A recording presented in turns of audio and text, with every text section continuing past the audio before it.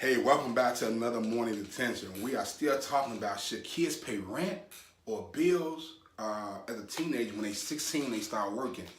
That's just a loaded question, right? It's a good question. I like talking about this, but we're on tip number 4. We got one more tip after this, right? Again, I can go on about this all day, but I just want to give you 5 tips on each topic. So, parents, again, we talk about two different things: rent, paying bill, and contribution. Right?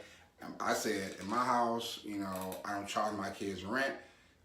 There's 2 reasons. I talked about one of the reasons. I'm talking about the second reason on tip number 5, the last one.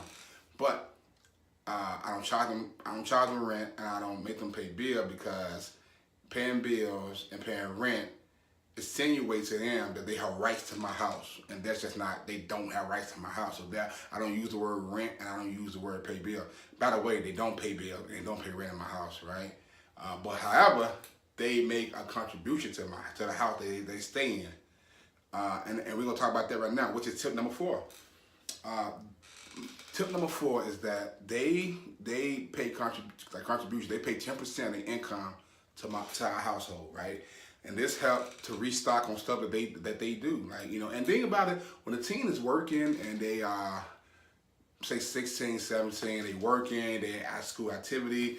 They normally don't eat at home a lot, so it's not the food, right? But it's just other stuff, right? It's like washing clothes, cause they in basketball, so now they're washing their uniform more. They doing all this right here, different stuff. It might be other stuff that they using up more than that. So the 10% or whatever they bring in. So say for example, if they check $100, they only give me $10.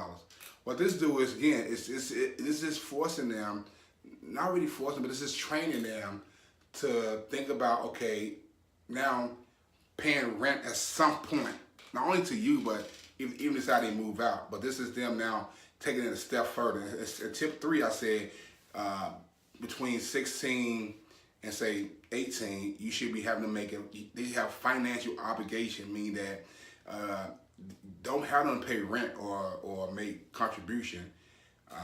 By the way, my kids don't do contributions until I'll tell you about that in the next one, right? But they don't pay rent or contribution while they're in high school, and no matter what it is, they have financial obligation. But when they do start paying contribution, it's only 10% of it. But again, this is where they now been trained to have financial obligations toward themselves, I mean, by deodorant, soap, and all the other stuff. Now, at a certain point, then they start giving you 10%. So again, for the $100, they pay you 10. For $200, they pay you 20. This is every time they get their check. So they get paid weekly, whatever it is, whatever 10% is, they are giving you that. And again, this is keeping away from saying you pay rent or you pay bills, right? So again, that is tip number 4.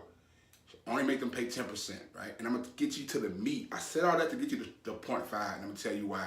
I think it's very important why I'm saying not to make them pay rent or bills, to make them pay contribution to stand at your house. And I'm gonna tell you what, this is so deep, and it will break generational curses